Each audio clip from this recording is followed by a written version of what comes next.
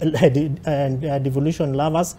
I don't think that even in the eyes of Kenyans, the calls by MCAs will meet light of day. Olive, yes, Robert. I would ask this, that next time if you call such a forum, please call forums who, bring experts who have actually reviewed the substance of the argument. Because you know what they are trying to do? They're using their emotions to respond. And they're not querying what you are actually asking for. Can I query? Listen, yeah. So what you are demanding is actually 90% for Kenyans. It's not for individual MCAs.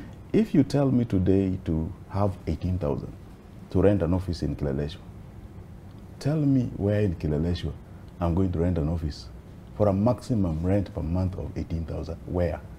Where even a bedsitter cannot cost even 20,000. You see? The MCA I've replaced worked there for 15 years. He doesn't even know where the office is. He has never stepped into the office because it was opened in like a dingy place somewhere where if he steps in today, 500 people will be surrounding him. If today you tell me to go and oversight the governor or the county executive member, the governor earns close to $1 million. The county executive member earns 450,000 and above. The salary of the MCA is less than even the salary of the committee clerk. Even the salary of the committee clerk. How, this is my park chairman. Appropriate, ask him the kind of situation we are in. You have left devolution at the mercy of the executive leaders of the counties.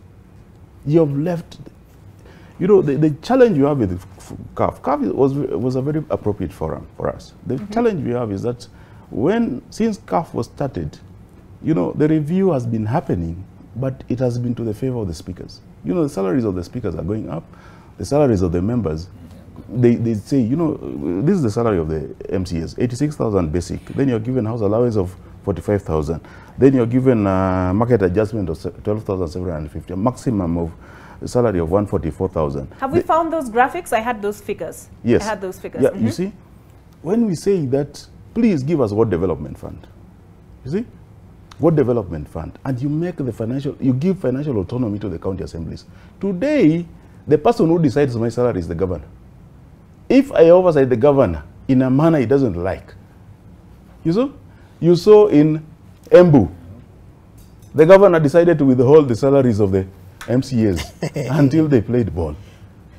You are oversighting somebody who is actually deciding when you will be paid. Alfred Mutua tried it in Machakos. If you do that, are you not sabotaging devolution? If today you tell me that demanding 40% for ward development, whatever you'll call it, ward development fund, ward-based fund, whatever, the governor now decides which ward he should favor based on what relationship he has here. But if you entrench it on the law, he is obligated to ensure that every ward gets equal allocation.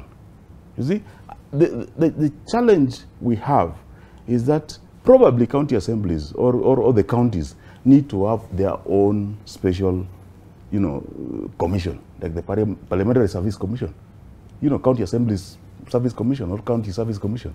Because the disparities, the salary of the member of county MCA is less than even the county of the deputy directors in the counties. How am I going to review? How am I going to oversight? How am I going to make the budget if you don't give me conditions? So you know what the members of the county assemblies do all the time here? They look for ways of cutting the deals. They look for ways of befriending the governor to ensure that, they get something in their pocket. They look for ways of traveling outside the country all the time. This is the benchmarking, whatever we try to call them. But at least at Kienda NJ, if he goes to Dubai for a few days, he gets $1 million. He comes back but what are you doing to devolution? Okay. So these things we are requesting, we are asking for, we can keep quiet. Who will suffer? It is the members who are saying this. How many are the MCAs? We've been told 2,237. So 2,237. You've just added a budget to the office of the president. You've added more CASs. There are all these clamors. The president is trying, I'm very impressed, the president is trying to collect more revenue. When you're collecting more revenue, ensure that you empower the MCAs more. Because if you don't do it, it is not the MCAs who will suffer.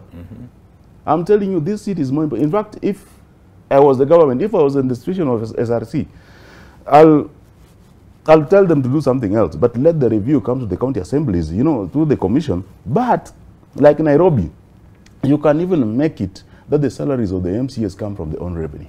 All right. So I will give you a right of reply, Kevin, but I did say I have the salary structure available for us to take a look at, and I have those graphics now. And this is what it is. The basic salary is this, if we could put it up on the screen.